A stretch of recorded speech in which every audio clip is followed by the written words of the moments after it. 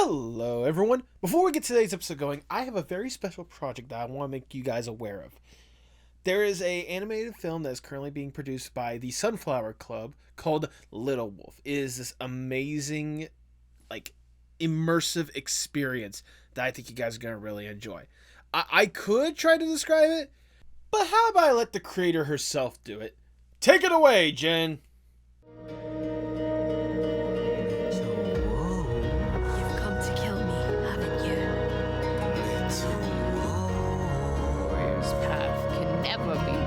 By somebody as small as you. Why are you here? It's time you stop pretending you'll never be worthy.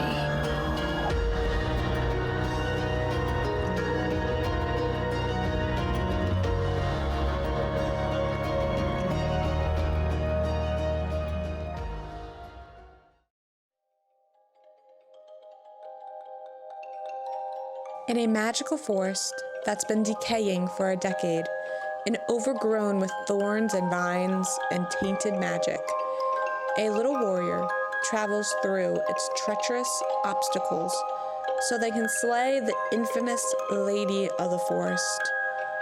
Many have traveled far and wide to slay this witch, but all have failed. Her death would mean peace to the forest, and it would mean Little Wolf would be taken seriously by their clan.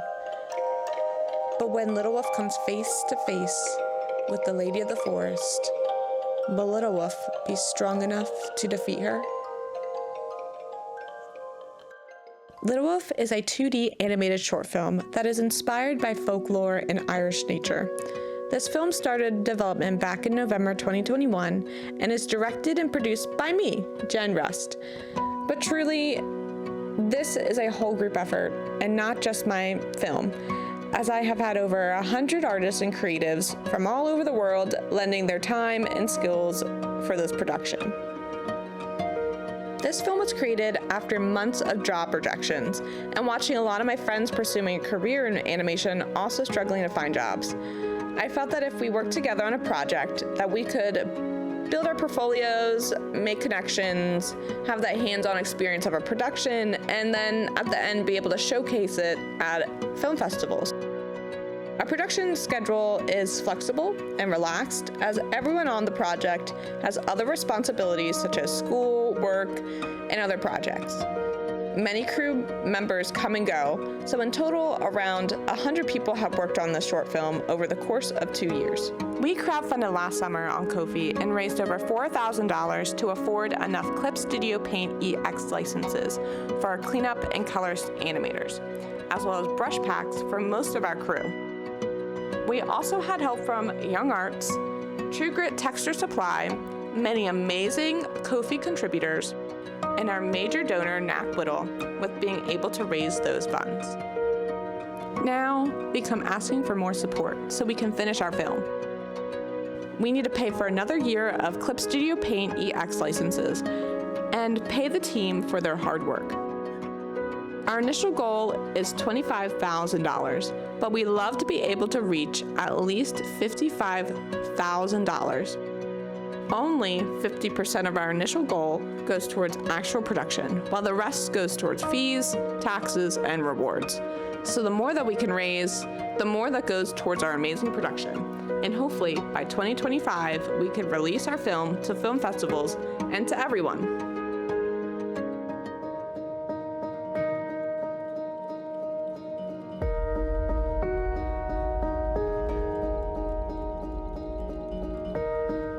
You've come to kill me, haven't you?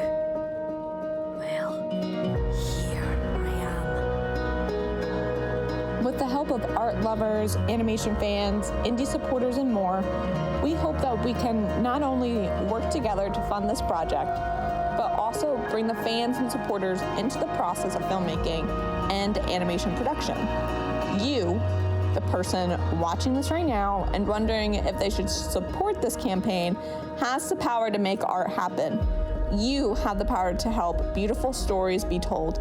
You have the power to change the lives of the 100+ artists and creatives on this film, no matter how big or small your contribution is.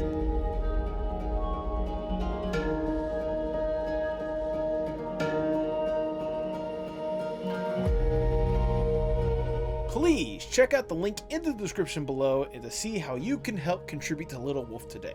And please check out that link as well to see the full credits, to see everyone that helped out with this project so far. I cut it for time purposes, but you sincerely need to see all the talented people that are working on this thing. Jen really has an incredible group working on this, and that's why you need to contribute to Little Wolf today.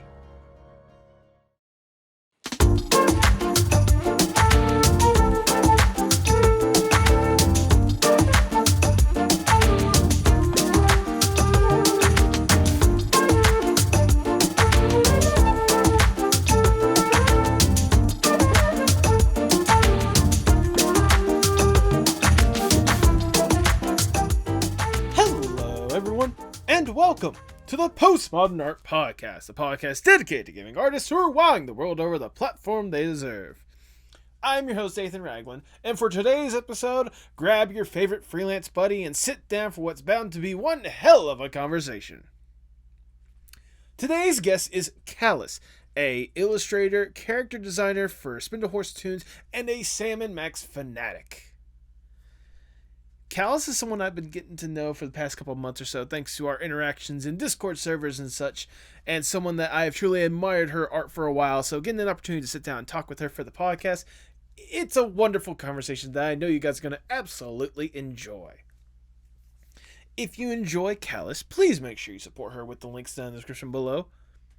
If you enjoy the podcast, make sure you like, share, subscribe, or follow whatever audio streaming platform you prefer. Leave 5 stars wherever you can. I see that stuff and I absolutely love it. If you want to go a little further with that support, maybe you should consider checking out the incredible merch on our merch shop at fourthwall.com. Link to that will be in the description below. We have a wide range of outstanding designs done by some wonderful people that have truly loved and supported the podcast, and I think you can help with that love and support. And hey, if you want to go further with that love and support, not just for the podcast, but for the people involved or even the other artists that truly love it, maybe you should consider joining our Discord server, the Artist Sanctuary. We've already developed an incredible group of people there that love to showcase their art, really connect with other people, and I think you would be a wonderful addition to that group today. But now, without further ado, please enjoy the Postmodern Art Podcast. I love that you're wearing a Helluva shirt. Oh yeah, of course I had to. If I'm gonna bring someone that works on the Spindlehorse team, I gotta at least rep it a little bit. Yeah, I love that shirt too. I don't really. One. Yeah, I don't really buy the Helluva merch because, like, since I'm in France, the shipping fees are like very, very high, and I know I can afford it, like I have a stable job, I can make like frivolous spendings, but it's also like, do I really want to pay $30 for shipping? $30 for shipping? Yeah, no, I don't blame you. Yeah, don't stress yourself over that. Fuck that shit. Yeah, I'm like 100% also like $30. That's just the hard. Like, I mean, I guess it's the price that people get paid because international shipping is much more expensive because it has to go through different people, and then you have like it's like I get it, but also it's like, man.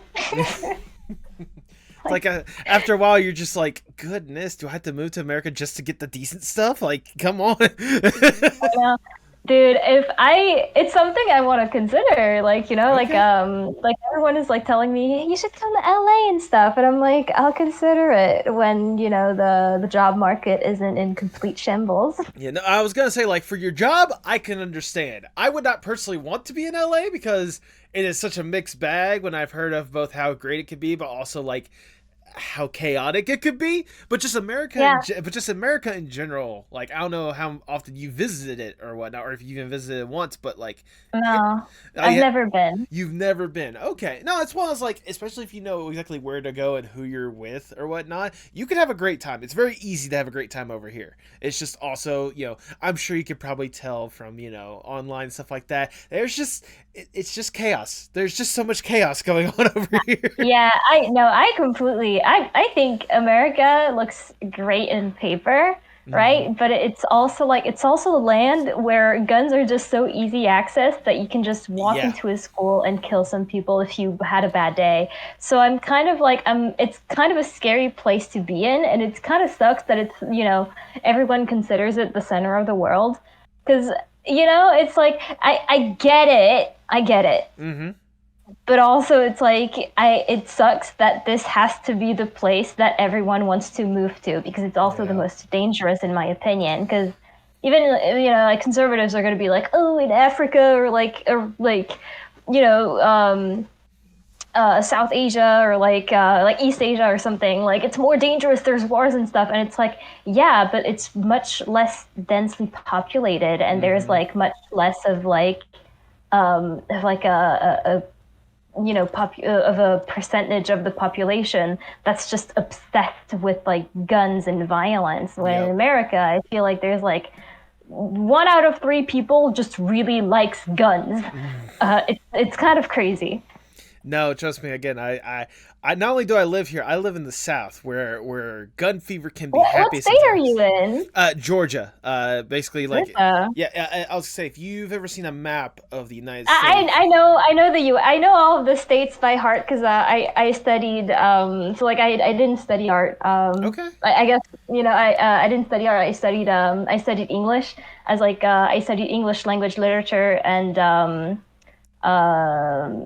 history. Okay, makes sense. So I had to learn the geography of the U.S. because I didn't want to learn about. I had to pick a specialty, either Great Britain history or U.S. history, and I chose U.S. because I'm kind of a I like the U.S.'s aesthetics. All right, Yeah. I'm very critical of the United States, but I really like cowboys and diners, and like the American 60s are like a very good aesthetic to look to. Yeah. I really like that. So like I studied that, and it also opened my eyes a little bit, because like back then, maybe I should keep that for the podcast, actually.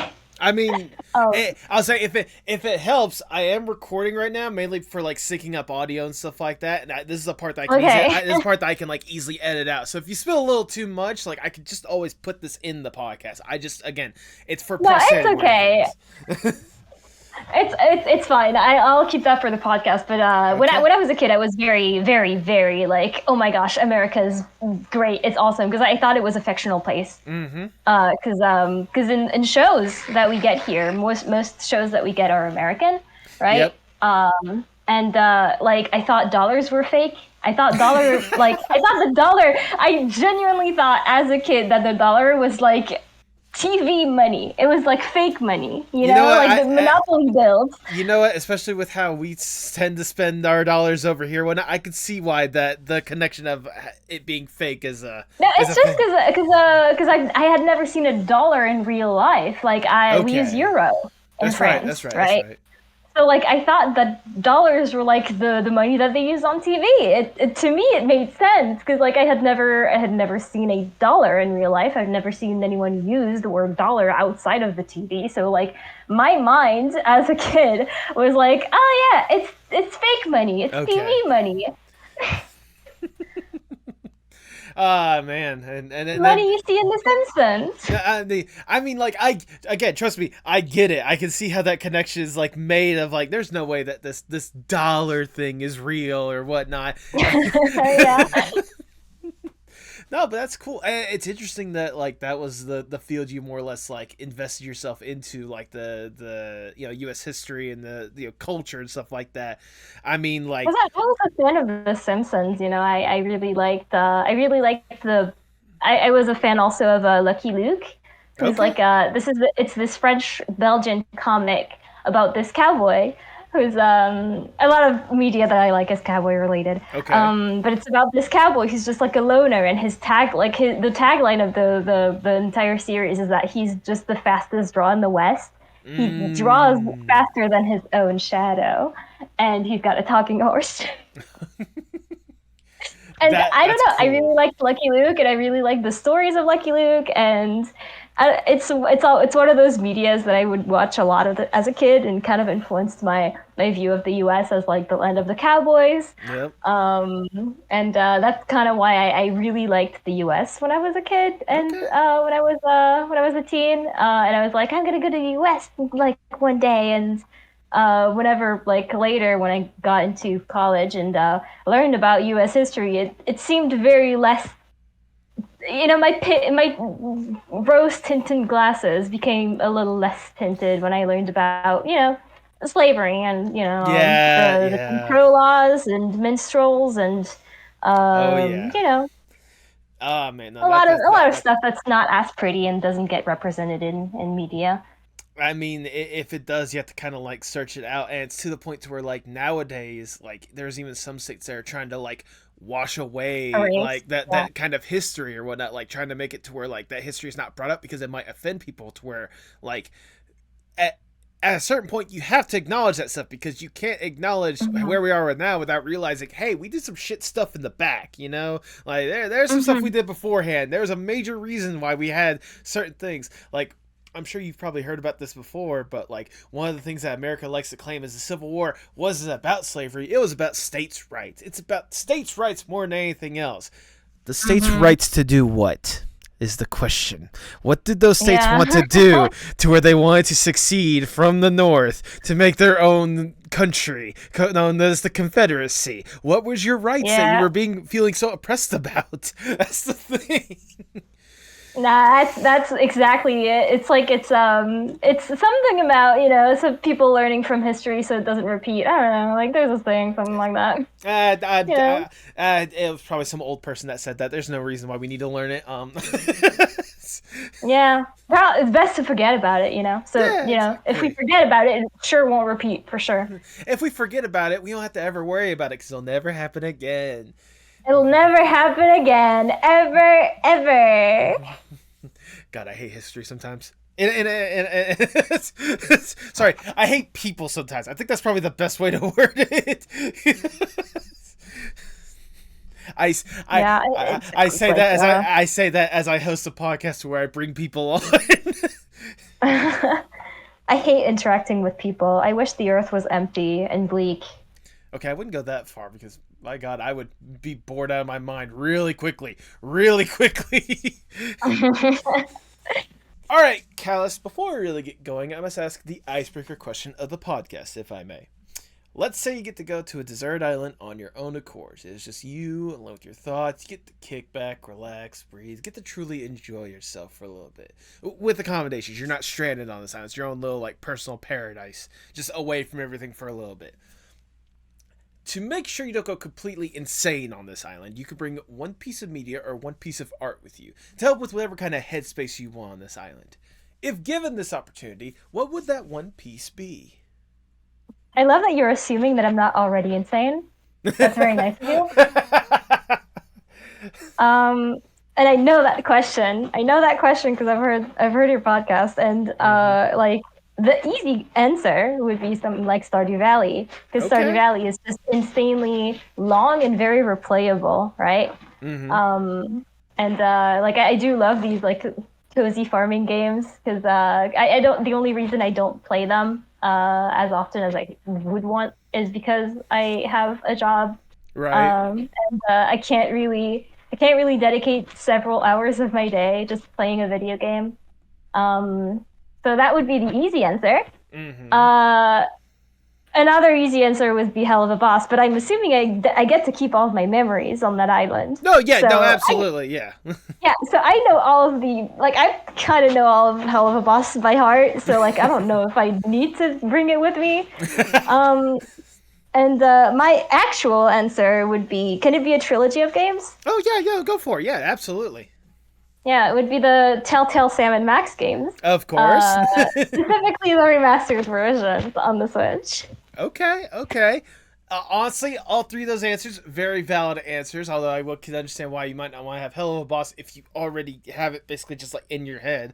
Like I was just thinking like you're mindlessly playing Stardew Valley. You can just have the episodes basically just replaying in your head or whatnot. But the Telltale Sam & Max games is a good pick more than anything else. I was wondering, is there a particular reason why it's just them and maybe not some of the previous ones or maybe some of the later Sam & Max games?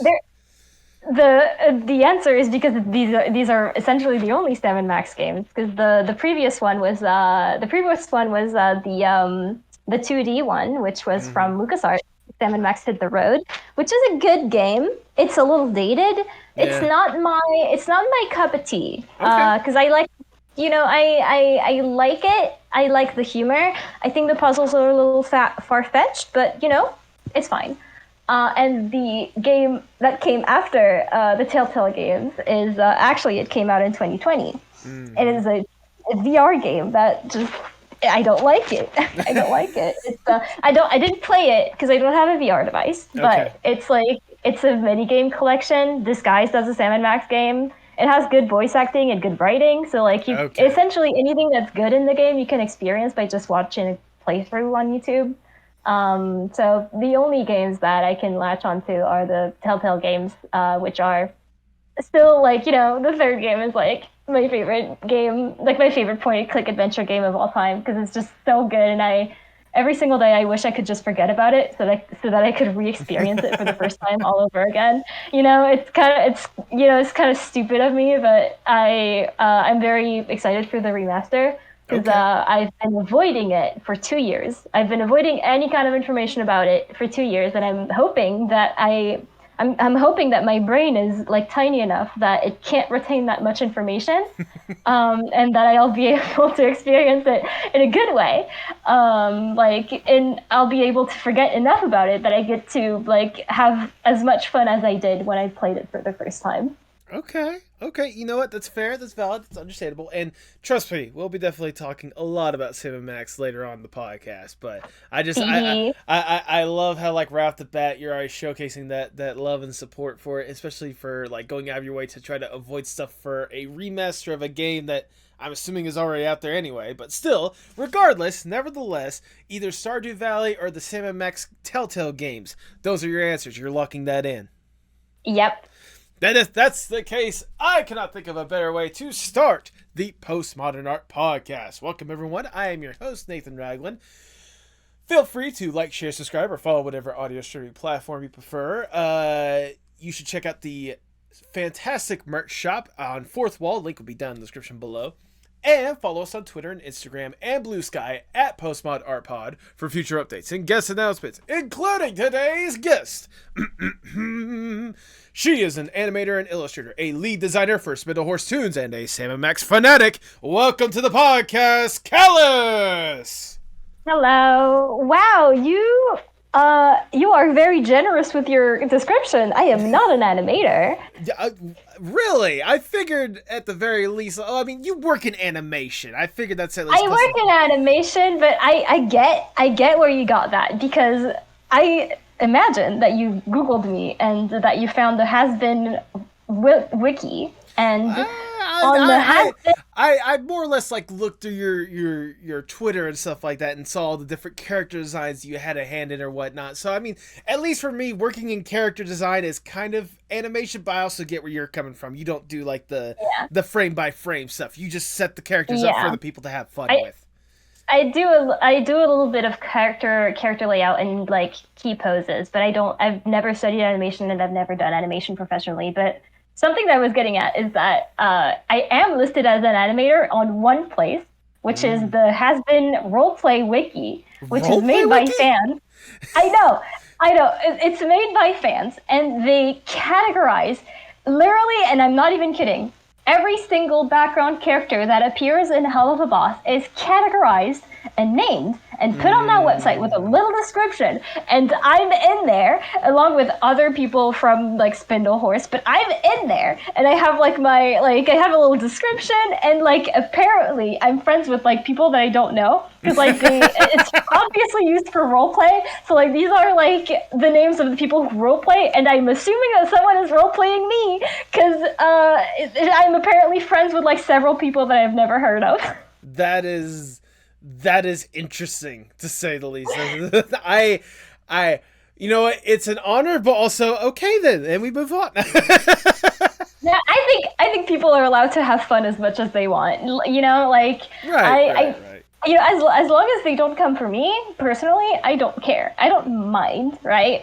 So like 100%, I'm like, you know, if you're having fun, like go off. I'm just very, very like, I'm very, very flattered that people are like role playing me specifically, or like my Imsona specifically.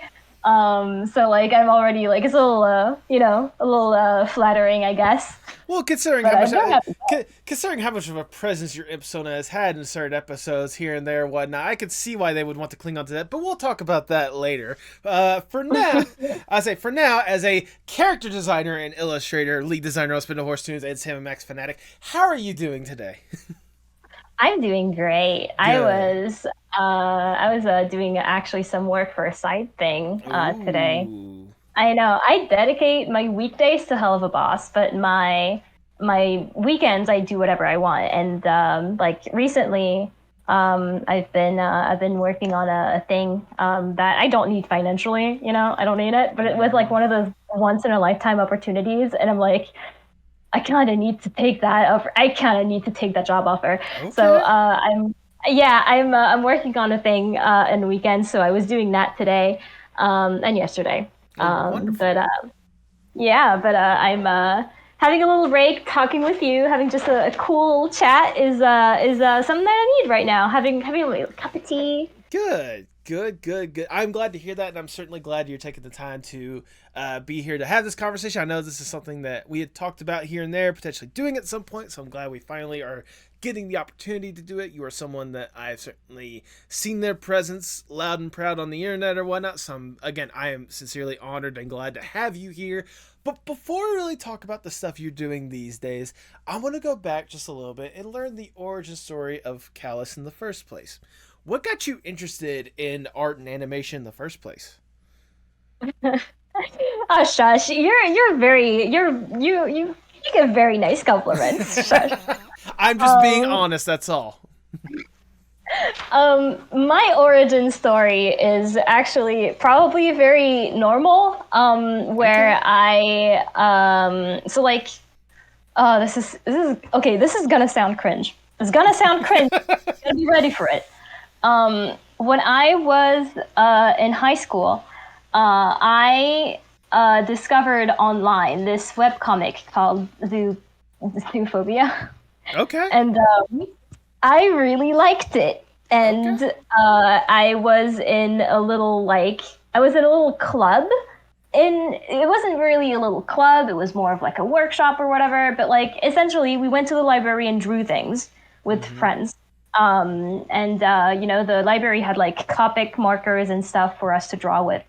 When I discovered zoophobia, I was kind of like, I want to do the same thing. So I essentially plagiarized it, and I made characters that were essentially just like carbon copies of the comic, and I was like, these are my OCs, and I kind of just continued to do that, to latch onto media in a very unhealthy way, to be completely honest. Like every single time I had an interest in something, I was like, I want to do the same thing. So like I had my zoophobia phase, I had my Steven Universe phase when, I really liked season 1 and 2. Mm-hmm. 3 was okay. I kind of fell off at season 4. Okay, valid. Yeah, but I finished the show. It's a good show still. It's got people were very harsh on Steven Universe because it was kind of like the big show and everyone was talking about it. And when you have so many eyes on you, people who are going to be critical are much more vocal.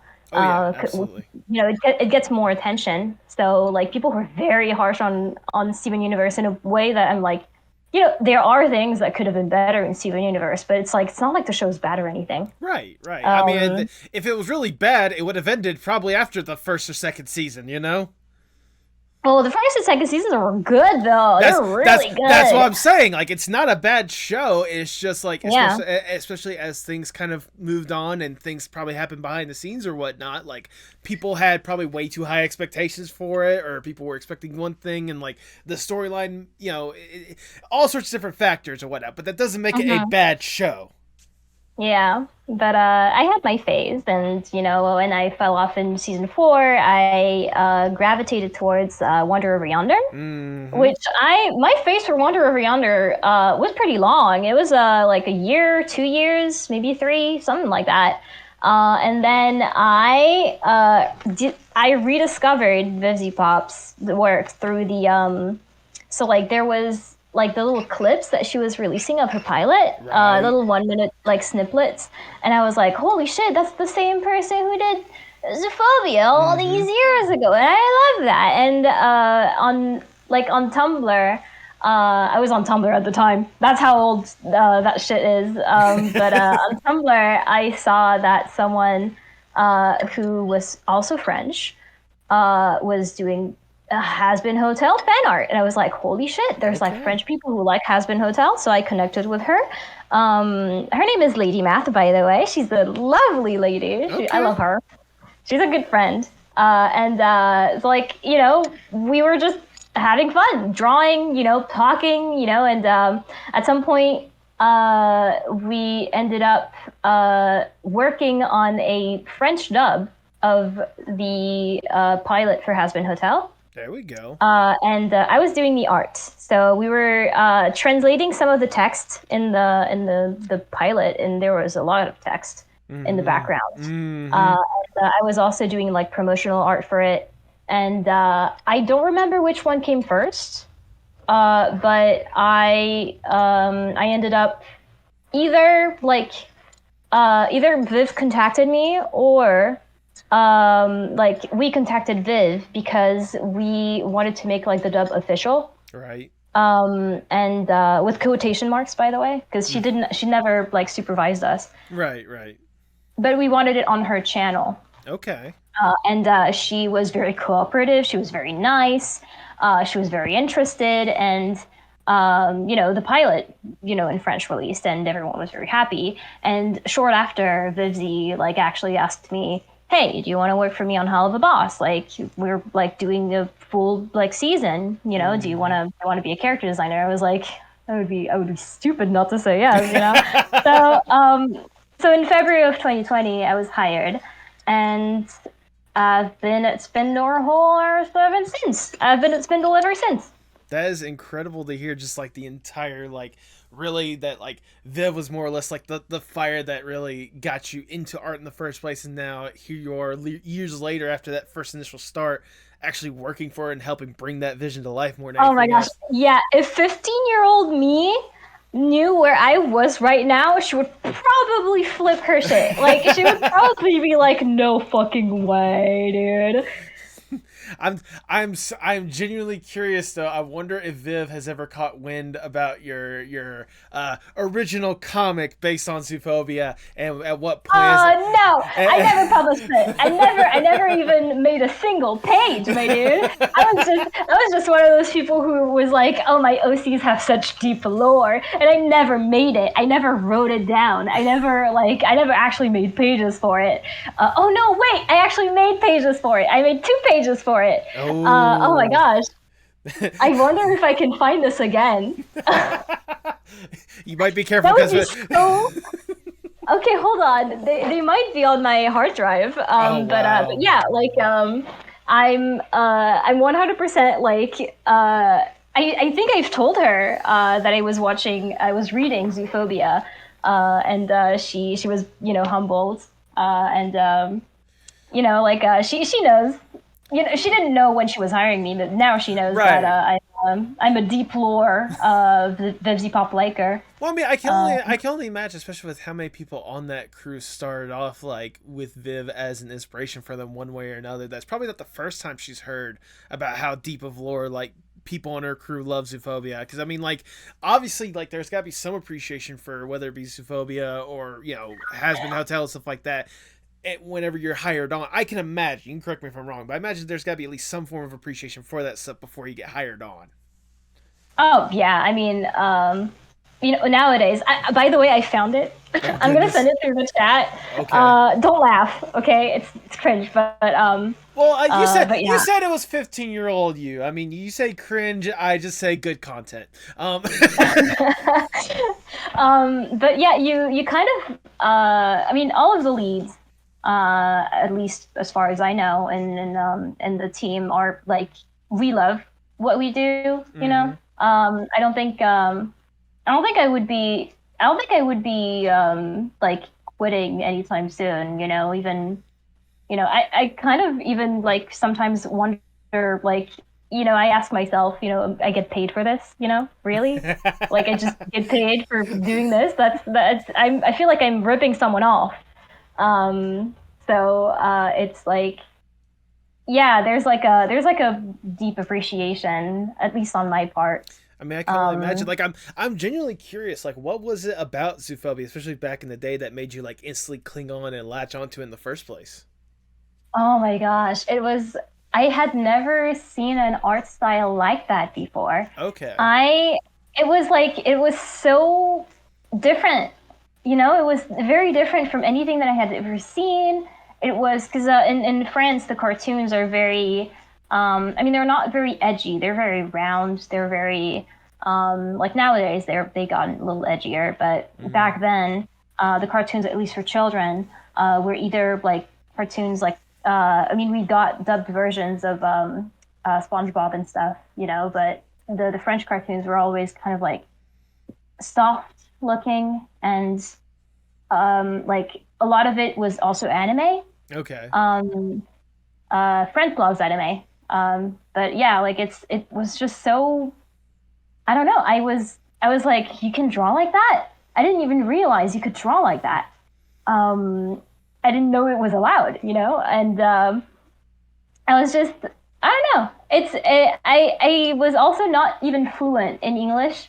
So like I was reading the comic and there were some things that I just didn't understand because, there's like some expression or whatever that's kind of just a little far-fetched or like just not literal. Right. And I was like, oh, that's weird. That's a weird sentence. And I remember distinctively like reading the phrase like, did he just hit on me? When the leopard was flirting with the main character, Cameron, I think that was her name.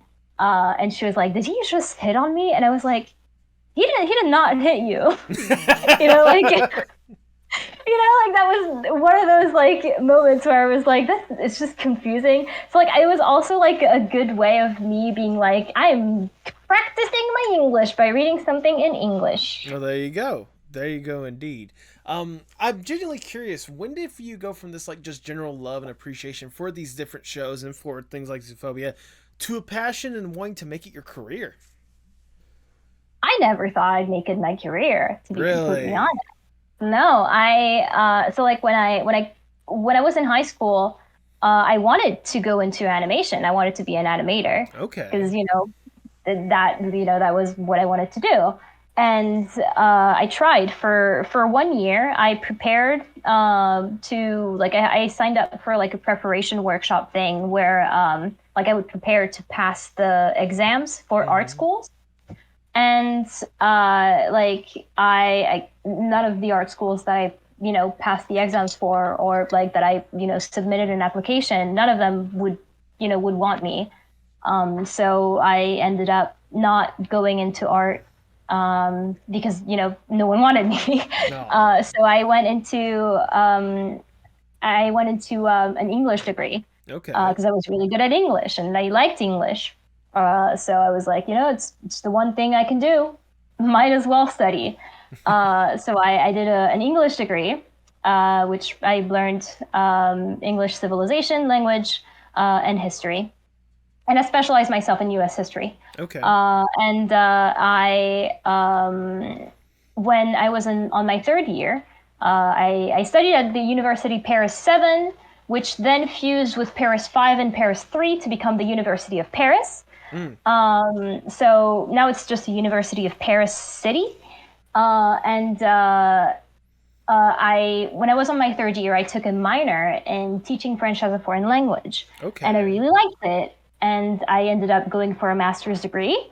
So my master's degree is applied linguistics for the didactics of teaching French as a foreign language, which is a very fancy way of saying I'm a French teacher. Well, it's a master's degree. You have to make it sound a little fancy somehow. I had to go into an internship in Canada and write a memoir and stuff. Oh, It was very horrible. Oh, goodness. But hey, you just recently got that master's degree, so I think it's worth it. I think it's more than worth it at this point. I know, it's a master's degree I'll probably use, maybe. I don't know. Like, originally I was like, if I'm a French teacher, I could probably find myself a job in the US and spend a few years there if I ever want to, and I could travel, because French is taught in every single country as far as, we know. So it's not really the ideal, scenario for me. It was a B plan. Okay. But I do like teaching French. It's not something that I hate doing. So, it was kind of like, it's okay if I'm not an artist. We can't get everything in life, But, then when I was in college, I, got hired on Helluva Boss. Right. And, to me, it was kind of like, at the beginning, it was just like, it's a side thing, like I get to do this for my own sanity. It's the fun thing that I get to do when the boring, like, school stuff is gone. And when I was in my internship in Canada, I was doing an internship where I was a French teacher in Victoria, which is on Vancouver Island. And it was horrible. Right. I had to really, really, really like tell myself that it would get better at the end of it to get through the end of the tunnel. The light at the end of the tunnel is that I was offered a full-time job at Spindlehorse. That was my light at the end of the tunnel. That was what kept me going. And I was like, holy shit, I get to do this full time, all the time, all day, every day. If I can get through this, I was kind of like, I kind of considered it as like, this is the climax of my movie. This is where I fight the final boss. And after that, I'm in my epilogue right now. I'm in my credit sequence, That's great to hear more than anything else, especially like, like you had said, this wasn't the plan, the path you're currently on. This wasn't like your plan A. Your plan A was like the English speaking, teaching French kind of thing. But then like plan B slowly started becoming more like a plan A. And yet here you are right now, like being one of the lead character designers for honestly one of the hottest shows on the internet, if we can be honest with ourselves here. I did not know it would lead me there. Completely honestly, it's kind of like again, if Calis from 3 years ago knew where I'd be right now, she would also flip her shit. Both high school Calis and early mid college crisis Calis would really just kind of like not believe it. So like I feel extremely grateful. Like I was very, very lucky. It's not, it doesn't really happen to anyone else in like a very normal way. I was very, very lucky, and I feel very grateful for the situation that I'm in. Absolutely. So like it's, I didn't go to art school, but I ended up, working full time, and I don't know if if that'll last forever. So I'm enjoying every single day of it. Absolutely. Every good thing ends. So I'm making the most of what I have right now. That is true. That is true. I mean, even then, like, while the getting is good, the getting is really good, especially the opportunities you've been able to get. I want to go. I want to go back to obviously Calis 3 years ago. Like you said, like the opportunity didn't even arise to you until you would take a time out of your day to work on a French dub of Has Been Hotel. And that's how you got the opportunity to even be hired on at Spindlehorse in the first place. I have to know, when you initially got that offer to like work with Viv and such, how surreal was that moment for you? Like how much did it blow your mind that Viv was giving you an opportunity to tinker around in her little world? Oh my gosh, I remember that day because she contacted me through Twitter, Okay. of all things. She sent me a Twitter DM. And I was just kind of like back in the day, I was just kind of like doing the interpreter because the French people that we were doing the dub, like none of them were like 100% fluent. Right. So I was kind of like the interpreter at some point, and I remember Put that degree my to good friend use, huh? yeah, but in that I was already good at English before the degree, but now I'm near fluent, essentially. But the day that I received that DM, I was like, what do I say? Like, I went to my friend Lady Math, who now she works at Spindlehorse, by the way. Lady Math, there you go. she's one of our prop designers. She's awesome. I love her. But yeah, like I went to Lady Map and I was like, what the fuck do I say? And she was like, you say yes. And I was like, okay. And at some point, I think Lady Map, she was a little mad at me that I got the job opportunity, but we made up. Yep. I mean, that's still like surreal more than anything else. Like you said, like this is someone that you had admired, like the artwork, and like really kind of gave you kind of correct me if I'm wrong, kind of like made art even a possibility for you with Viv. And like I said, now you're in her world, getting to tinker with it and bring out for some incredible character designs. How was the experience starting off for you? Like, I can only imagine, like, just working as a character designer, like, it must have been fun bringing forth some incredible characters into this world. Oh, I was so bad. At the very beginning, I'm not even kidding. I was awful. Looking back at, like, because I usually like I keep all my things on like a hard drive, and sometimes I go back to like look for a thing, a specific thing that I did like like a long time ago, and I come across like the things that I did at the very beginning, and I'm like, how did I give this? How did I give this and think it was okay? Like it's like I feel very embarrassed, secondhand embarrassment for my past me, because it's a testament to how much I learned, but it's also like they were very patient with me for sure, and I didn't even realize it, right now I feel very, very grateful because it was a very good learning opportunity, because I was very, very bad at the beginning, and I had a lot of trouble getting the style right, getting the vibes right even, and I got a lot of help from other people in the team, namely Caro. She was the very first person that I got to talk to at Spindlehorse.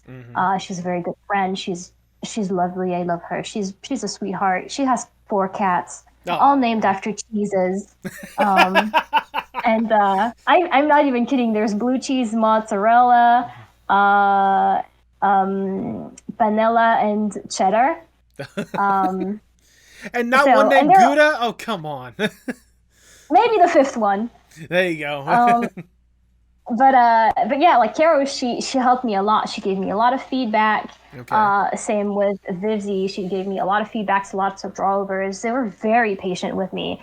In retrospect, like I would have been fed up with me back then, like it's they were very nice. They were letting me like some time to adjust, and like I just from all the drawovers and like notes and tips that I've gotten, I feel like I've learned so much, and it's like I still regret not having gone to art school, but like everyone tells me like, oh, art school doesn't do anything for you, and it's like, well, I kind of wish I had it, like, kind of wish I had gone to art school so I Right. could talk shit about art school. If nothing else, as the ultimate prize of going to art school, talking shit about art school. I know, talking shit about the tuition and how it did Yep. nothing for me and how shitty the teachers are. Because, like, that's always every single time someone talks about art school, they're like, oh, I had this shitty teacher who told me not to draw anime. Look at me now, teacher. Look at me now. I know, it's very funny because, like, every American cartoon now is trying to go anime, so. Right? Yeah, it's so interesting that kind of transition when it comes to like where art was before and where it is nowadays. And I was gonna say, when it comes to like them being patient with you, I can only imagine. I don't know how much they knew about your experience beforehand, or I guess in this case the lack thereof you kind of had beforehand. But I mean, I imagine they were probably a little bit patient with you. They kind of, I feel like they were a little patient with you, considering the fact that I'm now talking to, again, one of the lead character designers for Helluva Boss. So I think patience was probably the best thing for them. I mean, I'm pretty sure, like, Vivzy doesn't really, she doesn't really care about how much experience or, like, professional experience you've gotten. Right. She kind of prefers to see, like, the person's art first and see what they can do first before, like, looking at, oh, how much experience, like, do they have? And I think it stems from, like, the fact that, like, she also came from the internet. Right. She also like got recognized for her work online before, her own experience or her like education or whatever. Like she kind of understands that, it doesn't. I mean, I hope she does. I can't speak for her, but she kind of understands that not everyone can afford going to art school. Not everyone can have the opportunity to go to art school, but it doesn't mean that this person is unfit to work or doesn't deserve to have their chance. Right. And I'm for one very grateful that she gave me a chance. So like I don't know, I feel like she's pretty good at like being patient with people who are like still learning, from what I've seen at least, or from what I've personally experienced. I mean, I can only imagine. But like I said, now I'm talking to one of the lead character designers for Helluva Boss, which I can only imagine, like, going from designing the characters to kind of helping really make the characters a thing. It must be an interesting step up for you to be in this position nowadays. Oh yeah, it's a very different position. I'll say there's a lot more quote unquote paperwork involved. I there's a lot of more like the planning phase of like, you got to watch the animatic, make the list of, whatever prop or character is needed. Right. Whenever there are crowds, you got to make like a little like game plan to make sure that characters appear like in the crowd in a logical manner, and you don't have all the same characters like in different places. And it's a lot more of like giving feedback also. To the artists in the team, who are all very, very great, by the way. It's literally just, it's so cool to just like see like whatever like they come up with. It's very, I don't know, I really enjoy, I think my favorite parts of the job are, one, giving feedback, talking to the artists. Second is filling the lead sheet, which a lead sheet is it's a big document with every single shot of the episode. Okay. And it has all of the references needed for every single shot. And so that every artist knows what they need for that shot specifically. Okay. So my favorite thing ever is going through the lead sheet and just putting things in the reference folders, because I like things when they are organized, even though my room is a mess. But I like organizing things, and I'm not great at it. I'm not perfect, but I like doing the lead sheet. I like, I don't know. It's a relaxing time. I get to listen to music and just like, watch this shot, see which characters are in the shot, plop, plop, put them in the lead sheet. Watch if there are props. If there are like special animation notes, I talk about it. I don't know. It's very relaxing. It's a very relaxing part of the job. Yeah, I can imagine how much of a what's the word I'm looking for? Like I'm not gonna say. I can see how it's easy for you to kind of like escape for a little bit and just like go with the flow of like what you're doing to really get the shots down or whatnot. Yeah.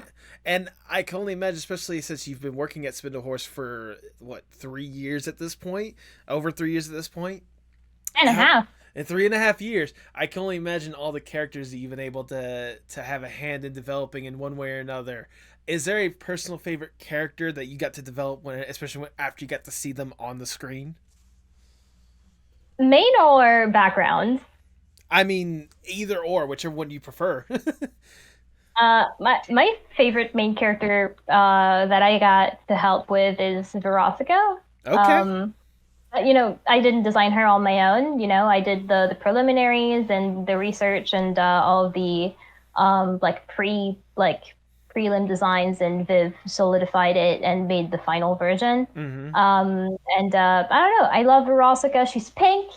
She's got hearts everywhere. What's not to love? She's got a little heart on her cheek, a little like heart on her tail. Like, she's so cute. I got to meet Christina V not too long ago because she was at the premiere of the Miraculous movie in Paris. Okay. And I got a ticket for that. I'm not much of a Miraculous fan. The movie was awful, by the way. But I got to meet her at the end of the movie. She was there and she was meeting fans, and I was like, "Hi, I'm Calis. I helped design Verosica," and she was like, "Oh my gosh, I'm so happy to meet you!" And we took a picture, and she was very nice. Like, stunning, by the way. She's still pretty. There you go. Christina V is so pretty. She had like a great dress. Like, oh my gosh, she was great. She knows how to clean up well, I guess. Oh yeah, and it was probably cool for her to be in Paris for Miraculous, even though the movie was not in English; it was in French. So yeah. I mean, regardless, the fact that she's one of the people that's always attached with that character. I mean, I can see why they wanted to have her over there. So. Oh yeah, the Miraculous movie was it sure was a movie. Yeah, nobody can take that away from it. Yeah, it was. It sure is a movie. Whether it's good or not is in the eye of the beholder. There you go. Now I'm curious. Like you said that you had a hand at that one. Now, when it comes to background characters, there's gotta be like a favorite one that you hold near and dear to your heart. Oh hell yeah! Verosica's crew. Okay. There were some of the first characters that I designed. Okay. And Verosica's crew is like my favorite guys because I don't know, I put so much of of stuff that I knew, like one of them is based on like my high school best friend. Okay. Like her appearance and her name. Her name is Coco. She's one of the background characters, and she I based her off like the appearance of like my high school best friend, who like is one of the sweetest, most beautiful person I've ever met. Oh. And I don't know, like I still hold them dear to my heart. And whenever when the episode released, people were very quick to get attached to some of them. And I don't know, I like them too. I think Kiki is definitely my favorite of that the lineup because she was purely made for me. It's like when you talk about the male gaze, that was the me gaze. There you go. She was made for the me, and I don't know. I like hot people. What can I say? I'm a simple person. It's kind of hard to really turn away from hot people. I can get where you're coming from on that one. I know. It's just it's stronger than it's not. It's how do we say this? It's against my own will. I see hot people. It's I see boobs and tits, and I'm like, oh my gosh, can't look away. We are but simple people. We are but simple people. Simple people with so few brain cells. Exactly. I figured it was gonna be either something along the lines of that, or maybe your own Imp-Sona, in fact that you've had the opportunity as your Imp-Sona Oh. to be kicked by Stryker, having such a prominent Yeah. moment. Yeah, no. My Imp-Sona, I didn't design her for the show. I Okay. designed her but I still like her. Yeah. But it would have been very presumptuous to be like, my favorite design is me. But yeah, I did get kicked by Stryker. Thank you for noticing. That was my proudest moment. And I gotta thank I got like the storyboard artist to thank for that, because originally the episode had this part of the episode was different, Okay. but it got a revision because the shot's angle, or like the composition, didn't really appeal as much. Okay. So like it got revised, and during that revision, the storyboard artist was like, I'm just gonna put Calis in there. Like, I wasn't even aware, and like when I saw the final storyboard, I was like, is that me? Is that me? It's like, I'm so honored. My face still hurts, but I'm so honored. I know. The thing is, like, this was like the culmination of like, cause like we had been working on Helluva for like the very beginning of 2020. Okay.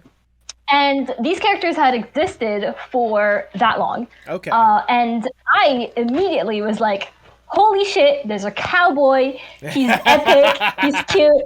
I love him. He's orange. I love this fucking guy. And I became obsessed with him. I was the only Stryker stan in the world.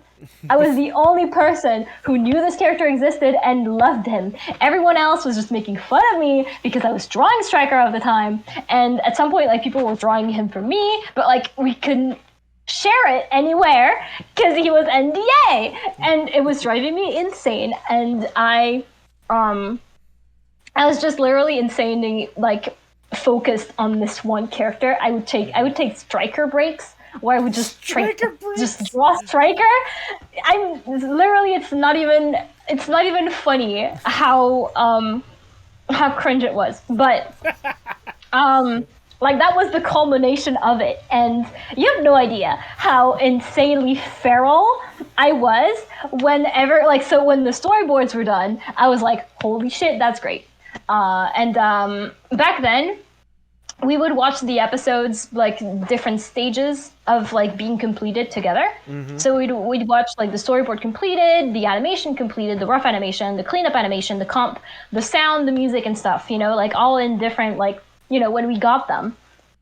So like every single time that there was an update on episode 5, people were like, we gotta get Calis in the chat. She has to see this.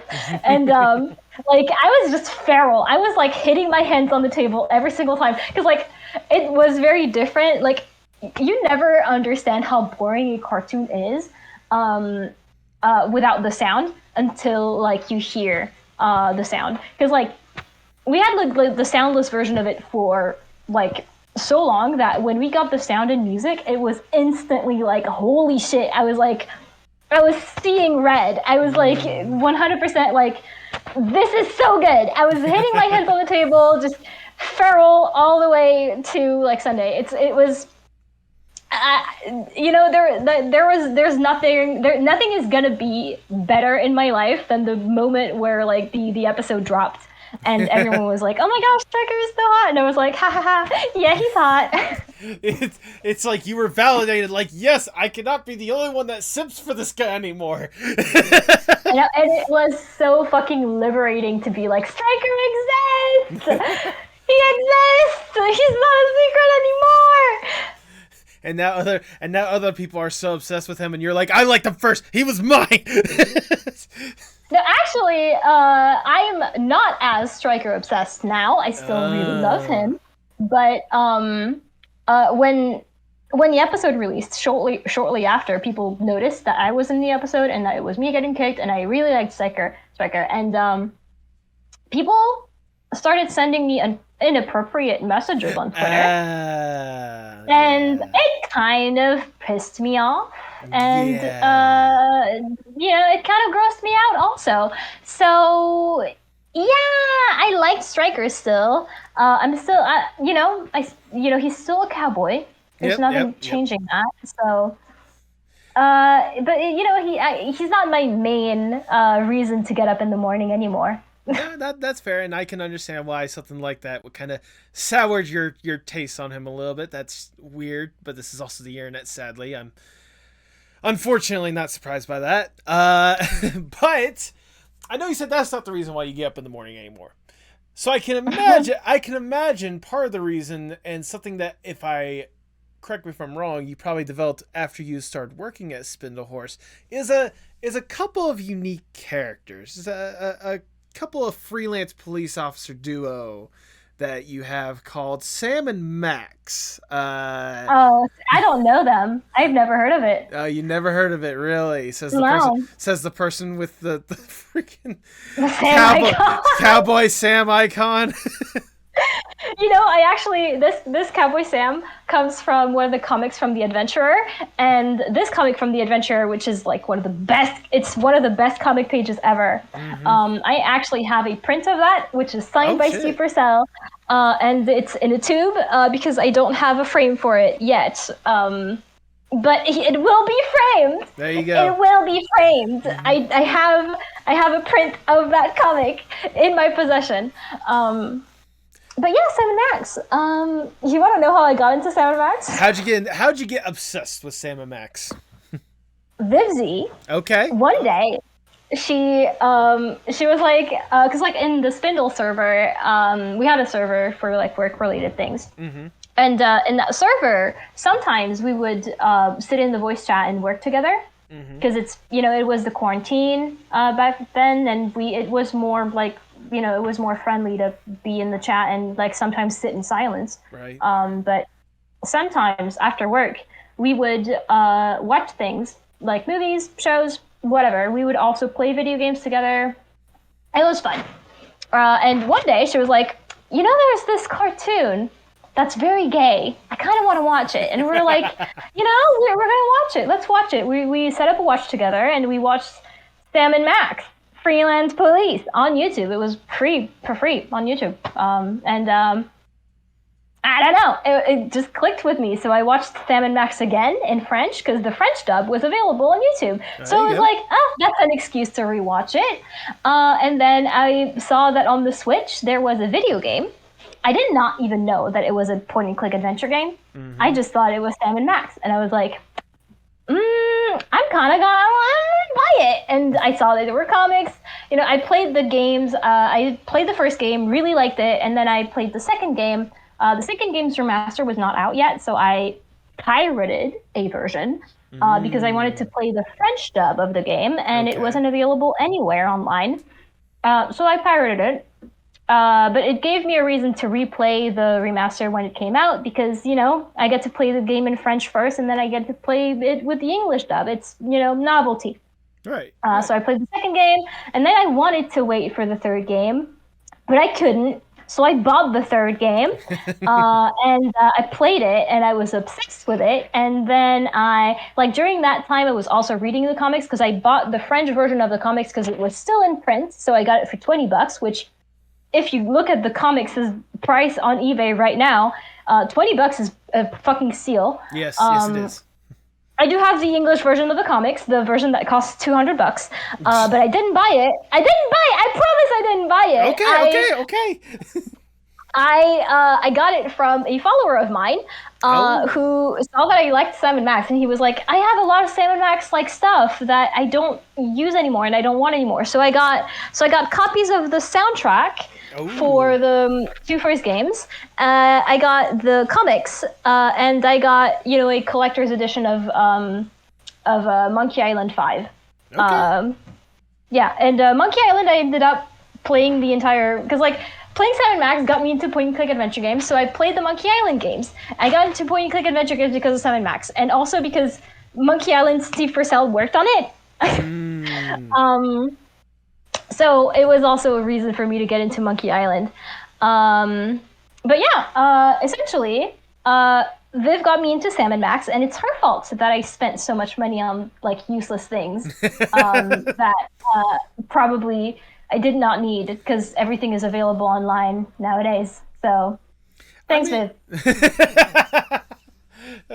So, if nothing else, when it comes to this is Viv's lasting legacy on you. The fact that you are now one of the biggest Sam & Max fans that I at least personally know on the internet, more than anything else.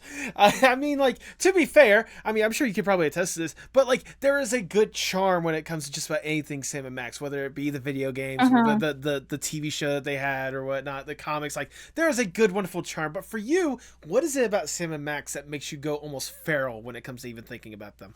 I love that you're saying that I'm feral because it's true. So like what I really liked about Sam and Max first is it's very silly. It's unapologetically just kind of like silly. We're having fun. We're just having fun. There's nothing serious here. And it was also kind of like a little bit edgy as well, which, you know, compared to the stuff that I'm working on, you know, Helluva Boss is much edgier, but it's a little bit of an edge.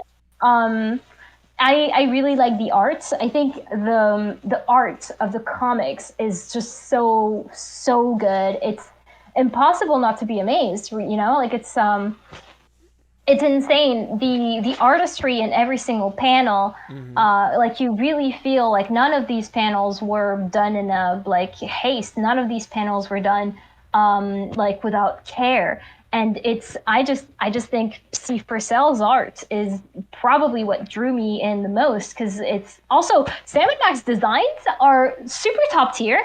Yes. Like, can we talk about the fact that Sam and Max's designs did not change a single time, like from the very beginning in 1980s to like this day? Sam and Max's designs are essentially the same. Yep. The only thing that changed is Steve Purcell's like art style. So like you're telling me that this guy designed these characters so fucking well back in like 87 that he does not touch a single thing for like 30 years? Are you kidding me? How are you this good at designing a character that you can instantly draw a dog in a suit and a bunny with a smile, and that's Sam and Max. Everyone recognizes it. It's insane to me. It's so cool.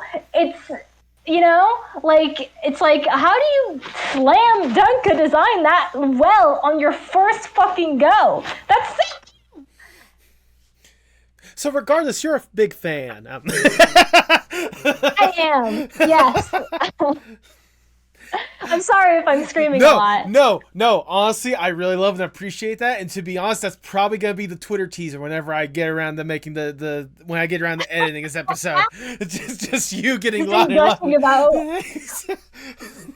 I wanted to figure out a good little line to like edit on. That's why I'm like, so you're a big fan regardless.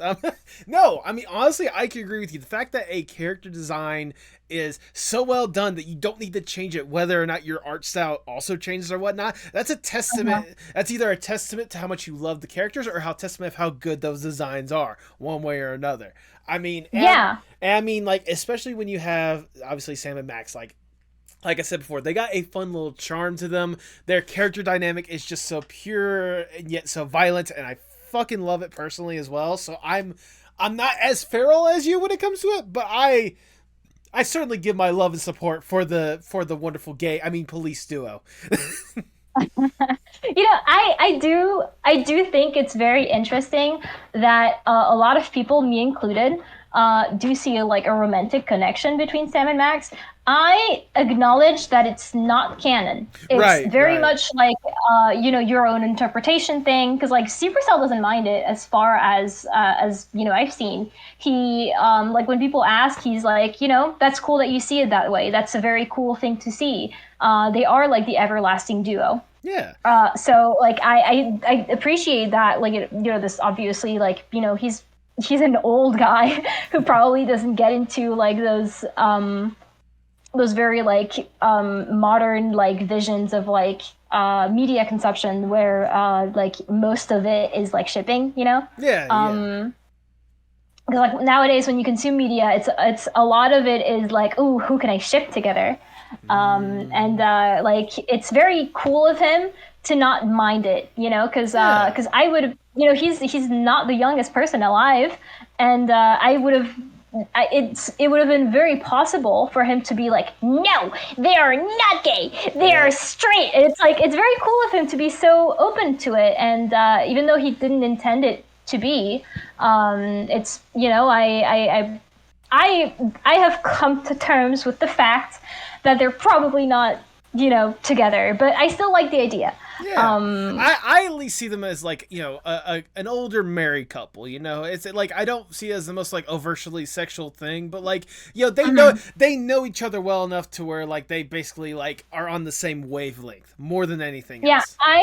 I think even if they're not, like, even if you don't see them as like together, there is something very cool about them being such like honest friends. Like, they are not scared to tell each other that they love each other and that they appreciate each other's company. And between two men, that kind of relationship is kind of rare, I see. Like, because like a lot of like male relationships that you see in media is like between bros, you gotta crack open a cold one with the boys, and it's like it's very masculine. It's a very masculine way to see male friendships. But Sam and Max have like such a long-lasting friendship that doesn't revolve around cracking a cold one open. Cracking open a cold one. It doesn't revolve around them being bros. It revolves around them enjoying each other's company in a genuine way. They genuinely love each other. Yeah. And there's nothing weird about it. They're never uncomfortable to tell each other that they love each other. And even if you don't see it as romantic, there is something incredibly awesome about the fact that they just genuinely want to be with each other for no other reason than they love each other's company. Exactly. They live with each other. They just spend all of their time with each other because they just have such a good time being together. They have a wonderful time being together, being the best of buddies, fighting crimes, and talking about stuff like bonang. Bonang. I have a 7 Max mug. Oh, wow. Well, I should be surprised considering all the different stuff that you've been able to get when it comes to Sam & Max paraphernalia more than anything else, and like all the different stuff that you consume from it. I have to know, curiously, you may have illustrated this a little bit with the intro question, with the icebreaker question, but do you have a personal favorite piece of Sam & Max media? Oh, that's hard. That's so hard. Look, I love everything in Sam & Max. If there is a least favorite, it would be This Time Is Virtual, which is the VR game. That's 100% my least favorite. Like, that's super easy to classify. It's between the comics and the third video game. It's 100% between these two, because the comics have such a there's snappy dialogue that's so smart in it, and it's I had never even like seen a comic written this way before, where there is just such a like, and it's crazy to think that it's so old, because like it's so modern, the way that they're written. Like they are so genuine, so genuinely funny, I mean. And I really love that in the comics, and obviously the art is stunning. Yeah. And then the third video game is one of my favorite Sam & Max stories of all time, because it's essentially, let's put Sam through all of the trauma that he could ever imagine, all the worst things that he could ever imagine, and just see how it goes. See how traumatized we can make this dog. Yeah, indeed. Very much so.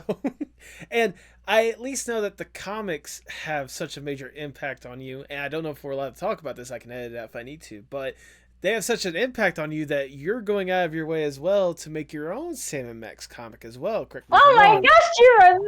Yep. We've talked about this like months ago. Yeah, I remember this stuff like that. What is the Sam & Max comic that you're currently tinkering with, and what inspired you to go forth and make this a reality? Oh my gosh, so I don't want to get ahead of myself because it's not finished anymore. It's kind of in like 90% like thumbnailed stage. Okay. It's almost ready to be sketched. Okay. And the story is essentially Sam and Max go to France. Hey, there you go. Yeah, gotta write about what you know. I got one of my good friends, Adam, who is a writer on Helluva Boss. I got him to help me because I'm not a good writer. Mm-hmm. I'm adult enough to admit it. I'm not a good writer. So he got to help me. I essentially came up with like the main points of the story, where I wanted the story to go, the characters, the entire red line of the story. And what he did is that he helped me with the dialogue to make it snappy, to make it funny, because it's very hard.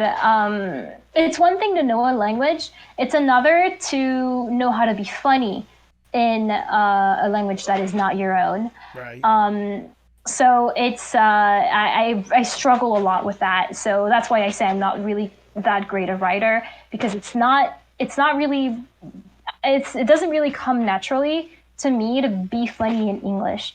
So I got Adam to help me, and he made the comic so funny. And I'm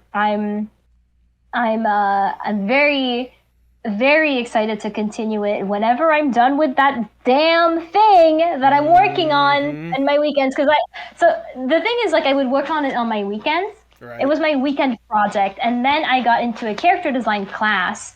So I got into Cheyenne Curtis's character design class, which was great. Right. I loved it. So that was my weekend thing for 6.5 weeks. I was gonna say, I recently saw the results of that, at least recently, whenever you got to redesign one of your old characters. You designed designed Honey, right? Oh my gosh, how do you know that this is a redesign? Because I did my research. Oh my gosh. Yeah, I redesigned a Honey, and it was a very great experience for me. It was my weekend thing for a while, and I had like such a great time in that class. The Cheyenne is a great teacher. She was very patient. She was very understanding. She was very knowledgeable. She was not afraid to let everyone ask questions, and she would answer to every single question, no matter, there was never a bad question. And I really appreciate that she was just so open to answering everything. So like I got a great time, out of that $200, which I feel like I underpaid. I feel like underpaid. Wow. Like she should be paid more for that class. She should be charging more, honestly, because I feel like I didn't pay enough. But yeah, like that was my weekend thing, and now on my weekends I'm doing this other thing that I'm very scared to talk about because I don't want to break anyone's trust. I didn't sign an NDA, but but yeah, like now I'm doing this on the weekends, so my comic is kind of gathering dust yet again. And whenever I'm done with that thing, I'm going straight to the comic again. I want to finish it. I want to finish this goddamn thing because it's been on my shelf since 2021. Okay. Yeah, because I started it in August of 2021, and then I had to go back into college, and then I had my internship, so like I couldn't do anything, and then when I got back home and like started working like full time, I was like, oh my gosh, let's try it. It's right there, the comic. I can continue that. So I remade a little bit of the comic, rewrote a few bits because I wasn't satisfied with it. Got Adam again to help me with it, and now it's pretty solid, and it's just a matter of like thumbnailing it, sketching it, finishing it, and I have like the first page like sketched to remind me this is what you're working towards. This is how it would look like.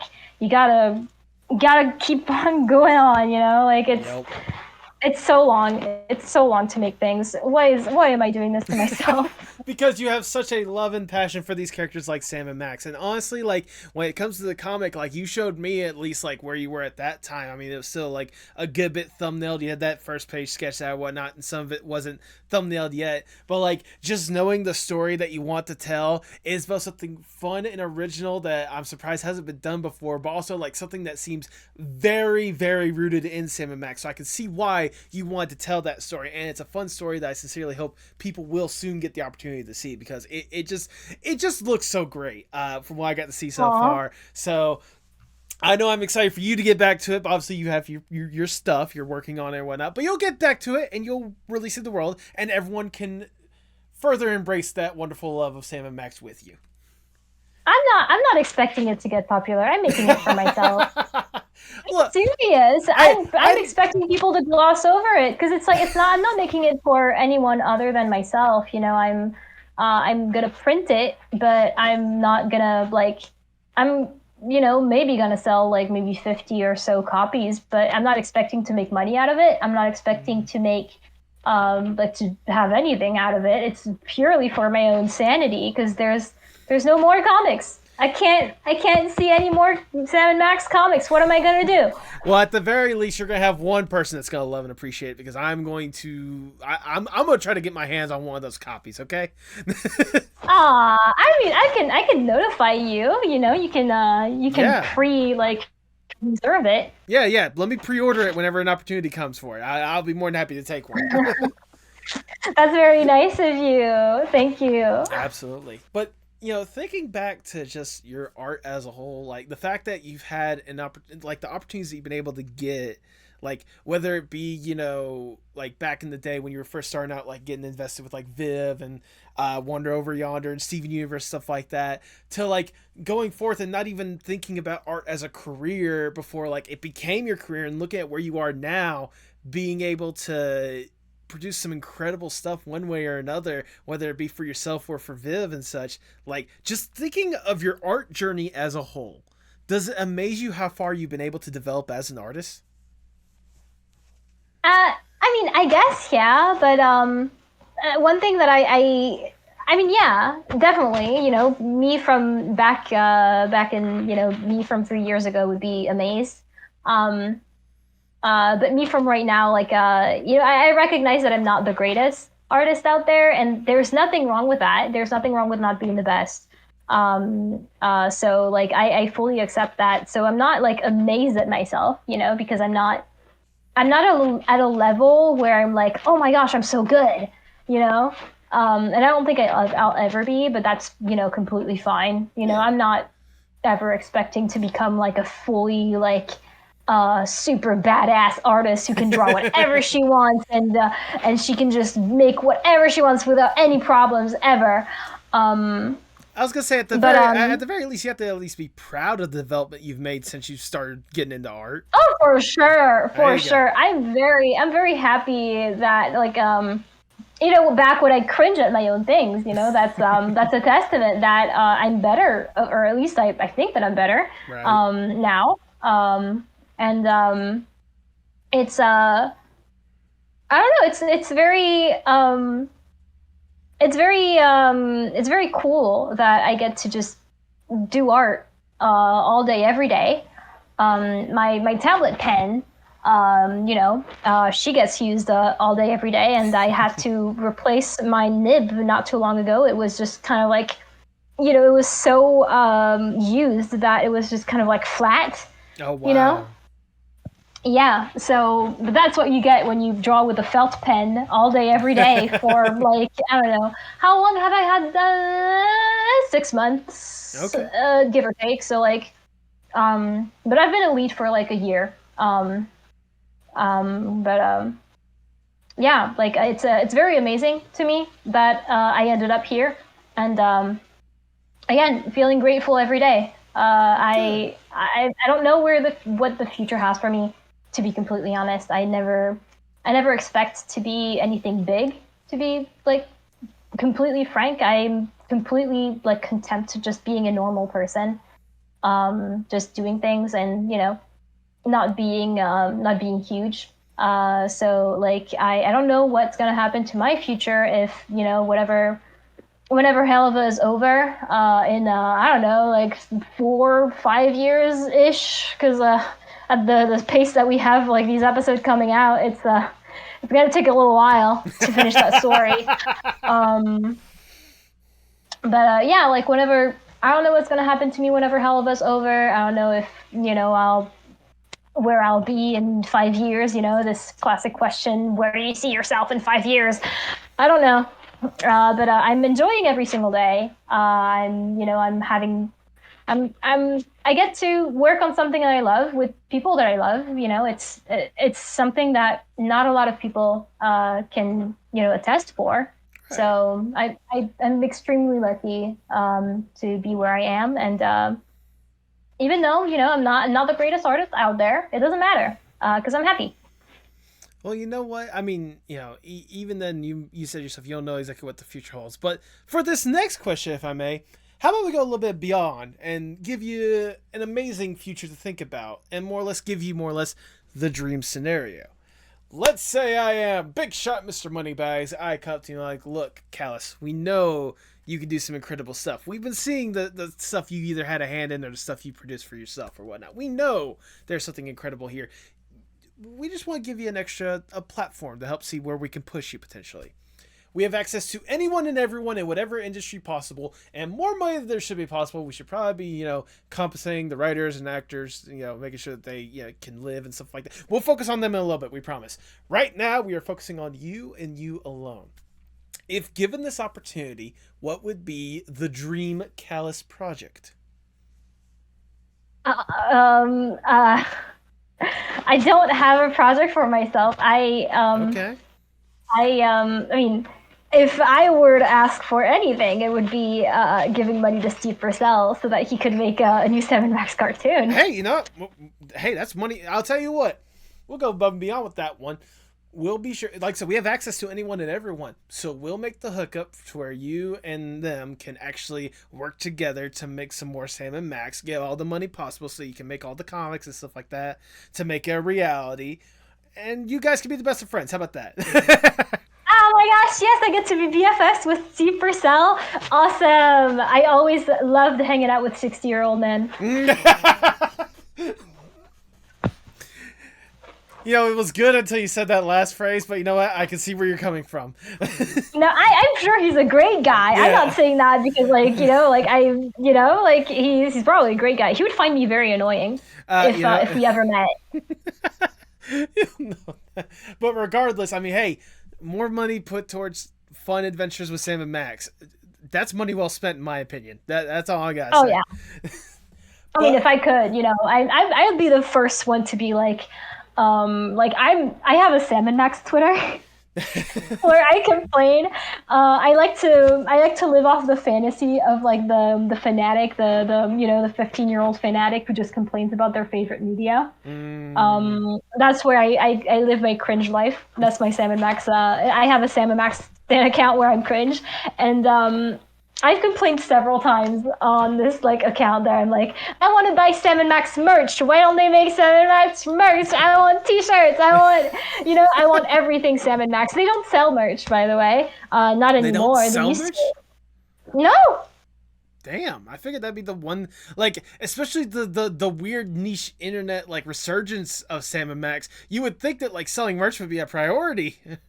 Well, here's the thing. Sam and Max is owned by Steve Purcell and Steve Purcell alone. He's just one guy. He doesn't have a firm or a company or anything. Okay, and and the people who are remastering this Telltale games right now are I think it's a team of 4 people. Okay. So it sounds like a good idea to sell merch, but there is also the logistics of you got to have a warehouse where you store your things. You got to have a place to produce it. You got to have people design it, and probably Steve Purcell can do it. But you gotta handle shipping, customer service, and all that stuff. And it's a lot for just 5 people essentially. Right. It's a lot of things to handle. It's a lot of investment to make. Because you got to, make that initial investment to sell things. So I completely understand. But also, I want a Sam & Max t-shirt. Come on. Come on, guys. You know that Sam & Max mug that I said? It's not official. I made it on I made it on Vistaprint based on a sketch that Steve Purcell had made on his blog. He had made a sketch of like a design that he wanted on a mug. So I just took that sketch, put it on a Vistaprint mug, gave it a little bit of it's got the inside is black and the handle is black, so it looks cool. And I got my Sam & Max mug, and it's my favorite thing ever. Oh, there you go. There you go. Maybe we should probably get you the hookup with them, and then also like a print company to where we can make the official merch shop, you know? Oh, girly, I would not have the time.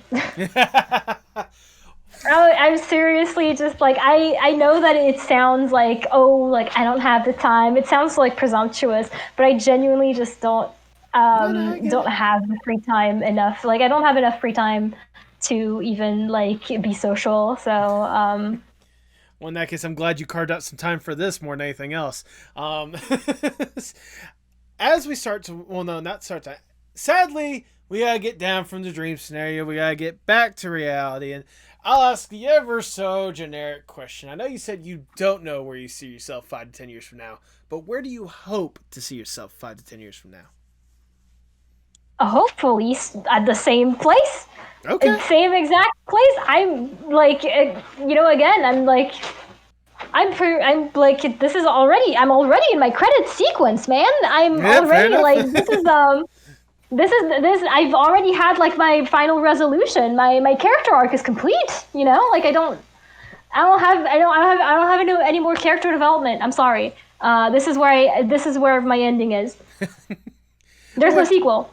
No, I was gonna say, but what about the sequel? That makes so much more money. There's no sequel. It's a one-off movie. No trilogy. No sequel. No like spin-off show. No nothing. It's all over. Oh, fine, I guess. I mean, if all you can ask for is remaining nice and comfortable, still loving Sam & Max, still working with an incredible job with Spindlehorse or whatnot, I mean, I guess I can deal with a one-off movie. Yeah, I mean, if I could, hope for one thing, it would be maybe live in California or like a more active, maybe move someplace where I'm more like socially active, I guess. Because to be completely honest, I'm very sedentary. I don't really go out much because I don't really have a reason to, because there's not much to do in my area. So having an online job is perfect for me because I don't need to go anywhere. But it also means that I don't really. Not only do I not have a reason to go out for work, but I also don't have a reason to go out on my free time because there's nothing really interesting to do around me. Right. So I don't really have a reason to go out. Period. So maybe it would be like living in a place where I'd be more socially active, going outside. Like. Touching grass, Yeah, that's fair. That would be my thing. That's completely understandable. But I mean, regardless, like you said, just at least keeping up the good times and the good mentality that you've had for the past couple years or whatnot. If that's what we can get 5 to 10 years from now, who am I to complain? As we start to wind down the interview, I just have one last question I want to ask, Calis. Obviously, you've been deeply entrenched in art for years now. The fact that you've had an opportunity to work on some incredible stuff, both personally and professionally, for a field that you probably didn't even anticipate until you really got into it. Like it blows my mind even thinking about it. How important is art, not just for you, but for the world as a whole? Art is the entire reason for why we're civilized, I think, because it's the one thing that creativity is the one thing that separates us from separates humans from other like types of animals. Like we have the capacity to like come up with things that don't exist. It's not something that any other like species can do. We build things, we create things, and it's not something that we should, with the uprise of the AI art, people want to make it a product a thing that you can just manufacture. But I don't think the people who these AI bros, what they don't get is that AI isn't just a product. It's seeing something that doesn't already exist and making it real, making it so that it exists. And the only thing that AI can do is regurgitate things that already exist and just make it into something else. That's completely different from making art, you know? It's so like I feel like humanity is very closely intertwined with art in a very visceral manner, you know, like in a manner that like no other like species on this on this planet can.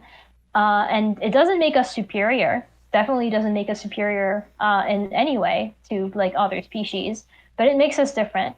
And I think it's very important that we keep making art because it's the one thing that humans can do that no one else can.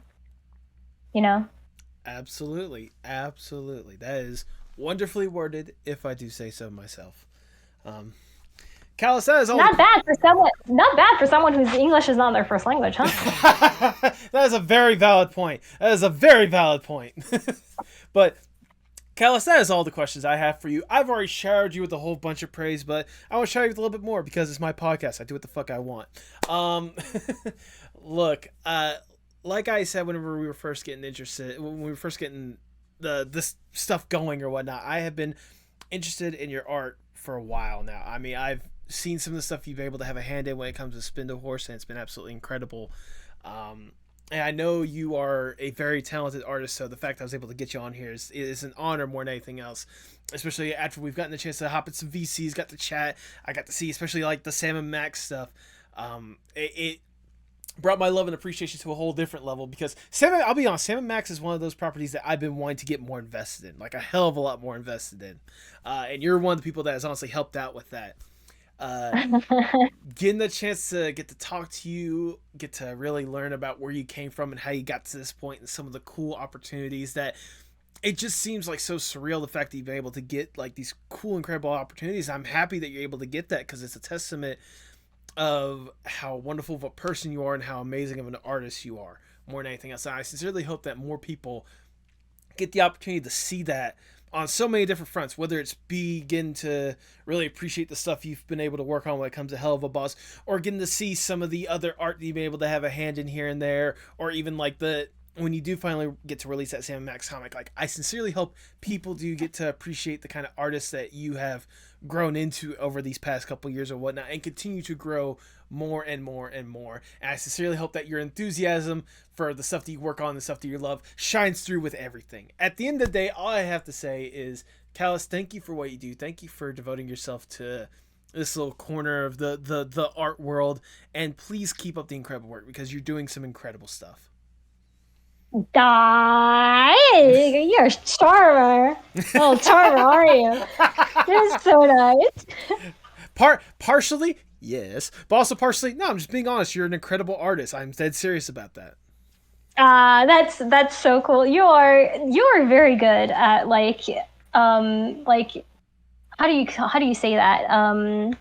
Like what entertainers do, like what presenters do, you know, like you're very good, like you're very good with words. Is what I mean. Like you're very eloquent. That's the word. You're very eloquent. You have a lot of like very like cool energy to you. Like you're very enthusiastic, and I really love talking with you. You should come to the voice chats in the server because we've been doing figure drawing. You should join us. You should do figure drawing with us. I would absolutely be down for that. I gotta just keep my eyes peeled for that. I know like part of it is the fact that like at least like Monday through Friday I got my own work or whatnot. But like on weekends I gotta keep my eyes more open for that because you know I'm down to like, especially when it comes to chatting with you, I'm more than willing just to hop in a VC and just chat with you about just random stuff. Like the first, I don't know if it was the first time, but like talk about like different podcasts that we both appreciated, or talking about like the history of the Eiffel Tower or what was it, or something like along the lines of that. Oh my god, I did re-listened to Let's Stage a Coup, by the way. It was very fun. I know, right? Like, especially like the voice acting that they presented for that. Like, it was a very interesting Yes, one. it's like the little apartés, where they would just have like this like very like sound design was very well done. You had like a good atmosphere, and you were really like transported outside the podcast to like a little scene. That it's kind of like when in theater. In theater when like the room just gets dark and you just have like one spotlight, illuminating this one part, so that you just have two characters illuminated and nothing else in the you know what I'm talking about? That's kind of what it felt like, and it was very cool. Good. I'm glad you enjoyed it. I'm glad you appreciated Let's Start a Coup. And if people out there have not listened to that podcast, I highly recommend it. It's really good. It's like 6 parts, so it's very easy to take like a couple of days to listen to it or whatnot, or even just like a single sitting if you're dedicated to it. But I'm glad you enjoyed it. Seriously. Thank you so much for enjoying that. And, if people want to see more about the people I'm talking about in this podcast, aka yourself, Calis, go ahead and plug your stuff for the people at home. Oh, I'm calisdraws. So that's Calis, CALIS, draws, draws, pretty much everywhere, on, Twitter, or I guess Twitter. I'm still calling it Blue Twitter Sky. no matter what. Yeah, I'm never calling it X. Elon Musk can bite me in the ass. Yep. I have Blue Sky, Instagram, Twitter. I also am on LinkedIn for any professional like inquiries, but it's not really what I'm here for. I am. If I could plug something, I plug Helluva Boss. Go watch Helluva Boss. It's a really cool show. I like Helluva Boss. And what else? I don't know. That's all the plugging I have. Well, there you go. And if you did miss any links, I'll have them in the description below. I got you covered. Do you have any final words before we sign off? I have a final word. In your description, you put the outro song, but you never put the intro song. You know what? That's because it's like a royalty-free song that I found online. But you know what? Because you brought that up, I'm gonna find it. I'll put it in there. I got you covered. I know, because like I Shazammed it actually. 'Cause I really liked it. I really like it. It's a really, and like I said, the only reason why I haven't put it in is because it's a royalty-free song as compared to the outro song, which actually belongs to an independent artist that I've previously had on the podcast. Very much wonderful song, but now that you did bring it up, you know what? From now on, I'm gonna make sure to include the intro song, so if people are interested, they can find it. I got you covered. Yeah, I was about to call you out on that one. I was preparing my tweet longer. Oh no, I didn't credit a royalty-free song. Oh God, what am I doing? How dare you? How dare I? How dare I? Well, with that call out and future change for the podcast now a part of it, all I have left to say is for the people at home, pay your artists. Please pay your artists. Yeah, we need money, lots of it. Tell me what's wrong, tell me it's parts in motion. Sing me a song, tell me your eyes can't go open. Show me it all, put me up in the car, you go when you used to call. Show me it all.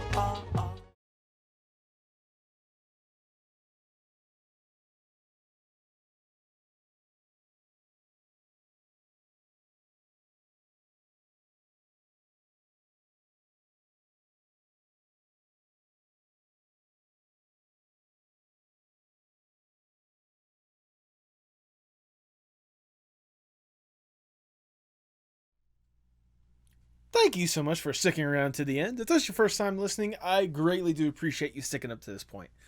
Like I was saying in the intro, Calis is someone that I've really got to know, and just the incredible art I've been able to see her do, whether it be for Spindlehorse or for her own, it's been absolutely outstanding. Calis, if you've gotten up to this point, thank you sincerely for the thumbnail and for your time. This was a fun conversation, as you could probably tell from the length of it alone. The way that the conversation went down, it just reminded me that as I was asking Calis to hop on the podcast, one of the things that she had said to me was, "Oh, I don't know if I'm going to be an interesting guest. I don't know why you want to talk to me or whatnot." That's not how this podcast works. if I know that the art you're putting forth is something that you're passionate about in one way or another, you're an interesting guest, because the podcast is about your guys' art. You know, these artists that put in the time and effort to really put something amazing out there. Like, believe me when I say that, like, your guys' art is absolutely incredible and can carry a conversation that is 5 hours long. Calis, again, if you gotten up to this point, like, you were exactly the guest I was hoping for, and then some. Especially whenever we were talking about the Sam and Max stuff. That was all I really wanted to get to. Well, I mean, like, that's the main thing I wanted to get to, because I know, like, the passion for that was going to carry the conversation. And that's if there is anyone that I reach out to at this point thinking that they might not be an interesting guest in the first place, get that thought right out of your head. Because if I did not think you were going to be an interesting guest, I wouldn't ask. I ask for people that I think are going to be absolutely incredible, that are doing incredible stuff and deserve the recognition and the appreciation for the art that they are putting forth out there. That alone is interesting to me. As you can probably tell from the range of different guests and the range of different art that we've had on this podcast, I truly love and appreciate a lot of what you guys do, and been able to have incredible conversations just about every single time. And I cannot thank both the guests that have been on this podcast, but also you, the guys that are listening, for showcasing that love and support for these guests week in and week out. It's one of the reasons why I definitely want to keep going with this. I always want to keep going with this podcast, because I know that there is an audience out there. And hopefully, if you guys would be gracious enough to spread the word out there as best you can, we can have that audience grow one way or another. I would love to see this podcast get to a point to where I can be able to truly put my money where my mouth is and support these artists full on, like be able to help produce some of their projects and stuff, really get them to a point to where they can truly live out their dream and their passion. If this podcast can ever get to that point, then I know I have made it as an artist. I use that term loosely for me. So at the end of the day, like, keep doing what you're doing, keep doing the incredible stuff, because trust me, even if you don't think any conversation with anyone could be interesting about it, the art that you put forward speaks more than 1,000, hell, even 1,000,000 words. So please keep doing incredible work.